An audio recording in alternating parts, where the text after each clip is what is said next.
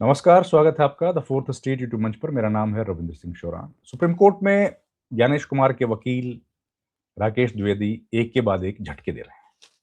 इस बार उन्होंने लगता है सुप्रीम कोर्ट को ही झटका दे दिया और सुप्रीम कोर्ट के एक फैसले के बारे में कह दिया कि ये फैसला हमारे ऊपर लागू नहीं होता। अब सुप्रीम कोर्ट ज़ाहिर है चौंक जाएगा कि भैया सुप्रीम कोर्ट का फैसला है, आप पर क्यों नहीं लागू होता? वो तो पूरे देश पर लागू होता है। लेकिन उन्होंने कहा कि ये फैसला जो है ऐसा नहीं है और इसके कुछ और परिस्थितियाँ हैं। लाल बाबू हुसैन का एक मामला है, बहुत प्रसिद्ध है, 1995 का मामला है। उसके बारे में सुप्रीम कोर्ट में कह दिया कि ये हमारे ऊपर एप्लीकेबल नहीं है क्योंकि इसके संदर्भ दूसरा था। अब लाल बाबू हुसैन का जो मामला है, वो मामला मूल रूप से है कि नागरिकता और मतदाता के बीच का मामला है कि चुनाव आयोग मतदाता की नागरिकता को नहीं जाँच सकता है, ये मामला है। इस पर राकेश द्विवेदी जो कि सुप्रीम कोर्ट में वकील हैं और पेश कर रहे हैं वो ज्ञानेश कुमार का या चुनाव आयोग का पक्ष। आप जानते हैं कि इसके पहले कपिल सिब्बल, अभिषेक मनु सिंघवी ने अपने-अपने दलीलें पेश कर दी थी और वो अलग-अलग पॉलिटिकल पार्टीज़ को रिप्रेज़ेंट कर रहे थे।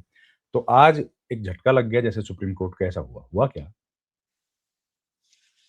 कि राकेश द्विवेदी ने 1995 के लाल बाबू हुसैन केस का हवाला दिया। उसका क्या था कि अगर किसी व्यक्ति का नाम मतदाता सूची में है, तो उसे नागरिक माना जाएगा और अगर कोई व्यक्ति नागरिकता पर सवाल उठा रहा है, तो ये उस सवाल उठाने वाले की ज़िम्मेदारी होगी कि वो सबूत दे कि भई ये फलाँ आदमी नागरिक नहीं है। इस पर सुप्रीम कोर्ट ने जो वकील हैं द्विवेदी, राकेश द्विवेदी, जो ज्ञानेश कुमार के वकील हैं या चुनाव आयोग के वकील, उन्होंने कहा कि लाल बाबू हुसैन की परिस्थितियाँ ही अलग थी। उस मामले में पहले ही एफआईआर हो चुका था और ये उसके बाद का मामला है। फिर एक और सवाल उठा कि आप ये जो करा रहे हैं, ये किसके आधार पर करा रहे हैं एफआईआर? 1951 में पहला चुनाव हुआ था, आप उसके आधार पर करा रहे हैं। नहीं, नहीं, उन्होंने कहा नहीं हम तो 1950 के आधार पर करा रहे हैं, उसके भी पहले से हम लोग करा रहे हैं। खैर, ये राकेश द्विवेदी ने ऐसे बातें कही। फिर उन्होंने कहा कि भई जो लाल बाबू हुसैन का मामला है, उसमें जाँच जो की थी पुलिस ने की और पुलिस कोई रिपोर्ट रिकॉर्ड पर दे नहीं पाई थी, नहीं थी। फिर द्विवेदी ने कहा कि इससे ठीक उलट जो अभी एफआईआर चल रही है, उसमें खुद चुनाव आयोग ये पूरी इस दौरान पुराने मतदाता सूची को पर्याप्त प्रमाणिक महत्व दिया जा रहा है। 2002 की जो सूची की बात कर रहे हैं ना, कहीं 2002 क्योंकि ये बिहार से जुड़ा मामला था तो 2002 की बात। तो फिर द्विवेदी ने कहा कि हमने एक नोटिफ़िकेशन जारी किया है। उसमें अगर किसी व्यक्ति का नाम पिछली मतदाता सूची में है, तो उसे नागरिक मानने के दिशा में पर्याप्त महत्व दिया जाएगा। अगर पिछली बार भी आपका नाम था, तो इस बार भी हम लोग मान लेंगे कि आप मतदाता नागरिक हैं। नोटिस जारी करने से पहले इस तथ्य को बहुत नज़दीक से देखा जाता है, ध्यान में रखा जाता है कि इनका नाम फिर चुनाव आयोग ने बताया कि जून 2025 तक के सभी मतदाताओं को एन्यूमरेशन अब सुप्रीम कोर्ट में जब मामला चल रहा था, तो एडीआर की तरफ से पेश हुए प्रशांत भूषण, उन्होंने क्या कहा, वो भी बता देता हूँ। उन्होंने कहा कि हम लोग ये नहीं कह रहे कि गैर नागरिकों को वोट देने दिया। ये तो कोई नहीं कह रहा। ये कौन कहेगा कि भाई किसी दूसरे देश का नागरिक हिंदुस्तान में आए और वोट दे? यहाँ तो ज़ाहिर है, जो भारत का नागरिक होगा, 18 वर्ष से ऊपर की उम्र होगी, वही नागरिक वोट देगा। फिर प्रशांत भूषण ने कहा कि सवाल ये है कि नागरिकता तय करने का अख्तियार आखिर है किसके पास? फिर द्विवेदी ने कह दिया कि चुनाव आयोग को सिर्फ मतदाता के रूप में पंजीकरण के उद्देश्य से नागरिकता जांचने का अधिकार है। अब बताइए।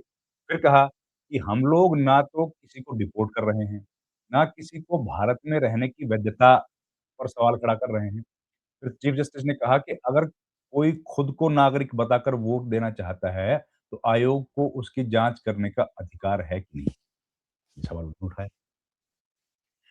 तो इस तरह कई सारे सवाल उठे। अब नागरिकता को लेकर के वोटिंग का अधिकार छीना जा सकता है क्या? द्विवेदी ने कहा कि इसका जवाब संविधान के अनुच्छेद 326 की तरफ चले जाइए और आरोपा जो है रिप्रेजेंटेशन ऑफ पीपल एक्ट, उसके अधिनियम की जो धारा है 16, उन्होंने समझाया कि वयस्क मताधिकार के 3 आधार हैं। पहला वो भारत का नागरिक हो, दूसरा साउंड माइंड हो और 18 साल की उम्र हो। कानून के तहत अयोग्य ना ठहराया गया हो, बस। तो 3 चीज़ों पर हम लोग उसको जाँचते हैं। तो ये तमाम बातें हुई और सुप्रीम कोर्ट में एक के बाद एक देखिए किस तरीके से राकेश द्विवेदी अपनी तरफ से पक्ष रख रहे हैं और उनके पक्षों की काट करने की पूरी कोशिश कर रहे हैं, जो वकील हैं दूसरी पार्टी के। फिर उन्होंने कहा कि ये कोई पुलिस जाँच जैसी प्रक्रिया नहीं कर रहे हैं। राकेश द्विवेदी ने कहा कि हम लोग कोई पुलिस जाँच जैसी कठोर प्रक्रिया नहीं कर रहे। ये सॉफ्ट लिबरल टच तरीका, लिबरल टच जैसा होता है। उन्होंने कहा कि इसमें पुलिस की कोई भूमिका है नहीं। ये प्रक्रिया बिहार में बहुत शांति से हो चुकी है और कुछ अन्य राज्यों में जारी है। उन्होंने कहा कि इसका उद्देश्य केवल सही और वैध मतदाताओं को सूची में शामिल करना है। सुप्रीम कोर्ट में आप जानते हैं कि सोमवार से लगातार बहस इस मुद्दे पर चल रही है और वैसे तो जब से घोषणा की गई तब से बहस चल रही है। बिहार विधानसभा के चुनाव की घोषणा के पहले ही चल रही है। अब ये बहस पिछले 3-4 दिन से लगातार हो रही है। इसमें जो मुख्य-मुख्य बातें कही गई थी वो आपको मैं बता चुनाव आयोग ने सुप्रीम कोर्ट को ये बताया कि मतदाताओं की नागरिकता की जाँच केवल चुनावी उद्देश्य से की जा रही है। इसका मकसद किसी को देश से बाहर निकालना नहीं है। ये तो सब जानते हैं कि देश से तो बाहर केवल भारत सरकार निकाल सकती है, चुनाव आयोग तो निकाल नहीं सकता है। इस पे तो कोई बहस का विषय है नहीं और ये बात उन्होंने कही। चलिए, फिर आयोग ने कहा कि एसआईआर कोई सख्त या पुलिस जाँच जैसी कठोर प्रक्रिया नहीं है, सॉफ्ट लिबरल टच है। फिर उन्होंने कहा एसआईआर प्रक्रिया में शामिल केवल चुनाव आयोग की टीम है, पुलिस तो है नहीं। उन्होंने कहा कि 2002 और पिछली मतदाता सूचियों में नाम होना मजबूत सबूत है और ऐसे मामलों में हम लोग विशेष सावधानी बरतें। लाल बाबू हुसैन मामलों की परिस्थितियों पर उन्होंने कहा कि वो अलग थी भई और हम लोग अलग बात कह रहे हैं। फिर उन्होंने कहा कि वोट का अधिकार उम्र से नहीं जुड़ा है, बल्कि नागरिकता, रजिस्ट्रेशन और कानून के तहत पात्रता भी होनी चाहिए। फिर आयोग ने कहा कि केवल मतदाता पंजीकरण के लिए नागरिकता जाँचने का अधिकार है, ना कि किसी कानूनी कार्रवाई। एसआईआर का उद्देश्य किसी को जानबूझकर वंचित करना नहीं है, मतदाता सूची तैयार करना है। उन्होंने कहा कि एसआईआर का विरोध करने की बजाय लोगों का नाम दर्ज कराने में मदद करनी चाहिए। कोर्ट ने कहा कि लोकतंत्र के लिए मतदाता सहभागिता बढ़ाना राजनीतिक दलों की बड़ी ज़िम्मेदारी है और इसे इस दिशा में सभी को साथ मिलकर काम करने की ज़रूरत है। तो देखिए एसआईआर की पूरी प्रक्रिया जो चल रही है उसमें रोज़ बयान दिए जाते हैं। सरकार की तरफ से अब पिछले 2-3 दिन से राकेश द्विवेदी अपना पक्ष रख रहे हैं।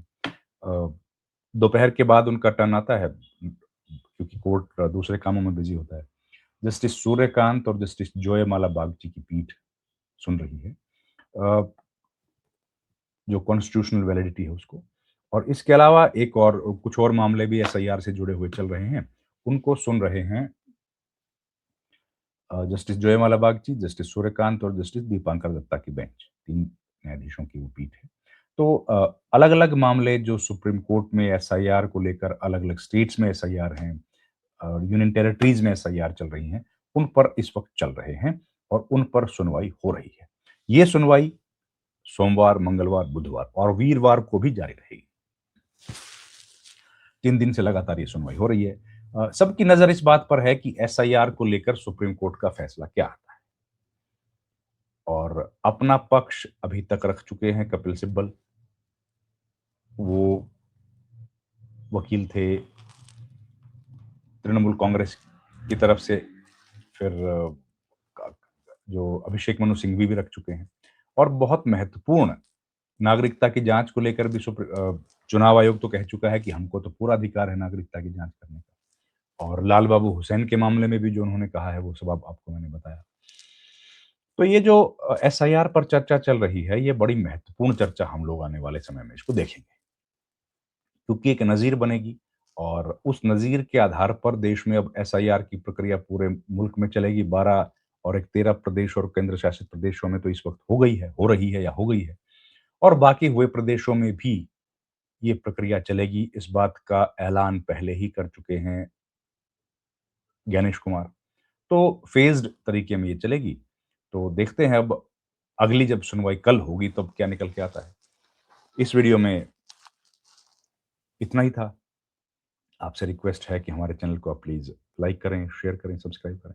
बहुत-बहुत धन्यवाद आपका। Thank you very much.